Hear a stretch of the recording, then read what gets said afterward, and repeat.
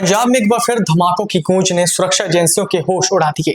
जालंधर में BSF headquarter के ठीक बाहर मंगलवार रात एक जोरदार विस्फोट हुआ, जिसने न सिर्फ इलाके को दहला दिया बल्कि पंजाब की सुरक्षा व्यवस्था पर भी गंभीर सवाल खड़े कर दिए हैं। हैरानी की बात यह है कि यह धमाका ऑपरेशन सिंदूर की बरसी के दिन हुआ।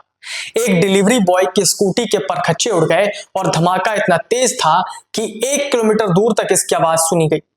क्या यह सिर्फ एक हादसा है या पंजाब को दहलाने की कोई बड़ी आतंकी साजिश?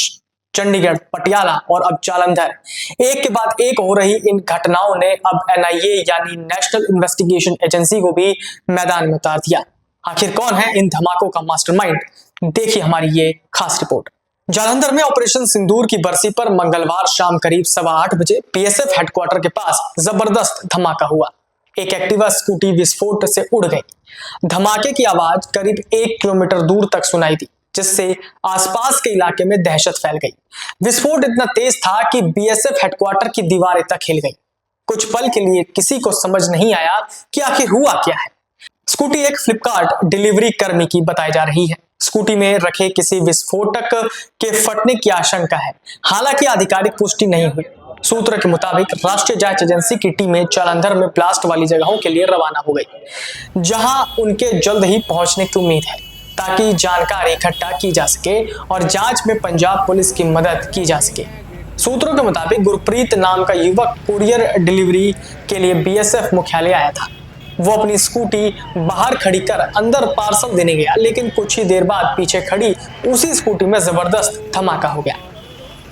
अधिकारी इस बात से इनकार नहीं कर रहे हैं कि ये एक आतंकी घटना हो सकती है। घटना के तुरंत बाद बीएसएफ और पुलिस के अधिकारी मौके पर पहुंच गए, पूरे इलाके को सील कर दिया और फॉरेंसिक टीम ने जांच शुरू कर दी। पंजाब के डीजीपी गौरव यादव ने काउंटर इंटेलिजेंस को मामले की गहराई से जांच के आदेश दिए।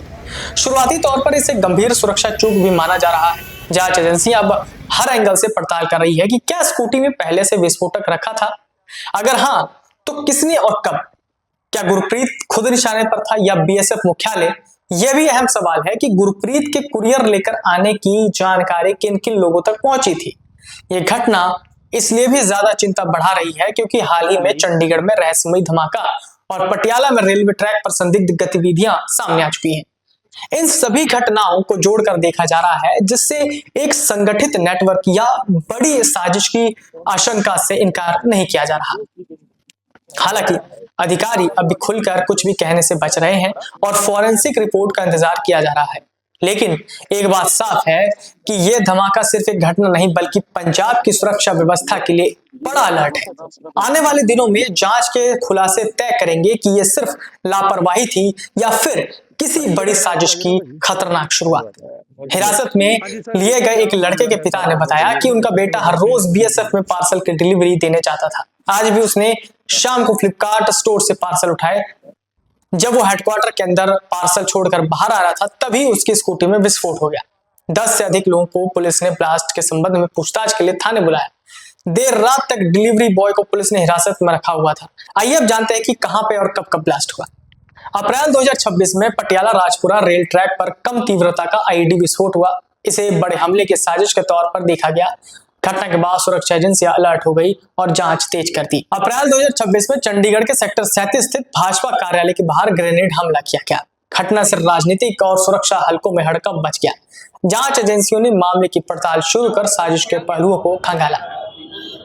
जनवरी 2026 में गणतंत्र दिवस के पहले सरहिंद रेलवे ट्रैक पर विस्फोट किया गया। इसे सुरक्षा के लिहाज से गंभीर माना गया। एजेंसियों ने तुरंत जांच शुरू कर संभावित खतरे को लेकर अलर्ट जारी किया। नवंबर 2025 में मोगा के सीआईए कार्यालय पर ग्रेनेड फेंका गया। इसे सुरक्षा एजेंसियों के लिए सीधी चुनौती माना गया। घटना के बाद इलाके में सर्च ऑपरेशन चलाया गया और संदिग्धों की तलाश तेज की गई। मार्च 2025 में अमृतसर के खंडवाला इलाके में धार्मिक स्थल के बाहर विस्फोट हुआ। मामले की गंभीरता को देखते हुए जांच एनआईए को सौंपी गई। एजेंसी ने आतंकी नेटवर्क के एंगल से जांच शुरू कर दी। अब जालंधर और अमृतसर में हुए ब्लास्ट के बाद अब आगे क्या कुछ इसमें जानकारी निकलकर सामने आएगी वो देखना रहेगा। बने रहिए हमारे साथ, तब तक के लिए नमस्कार।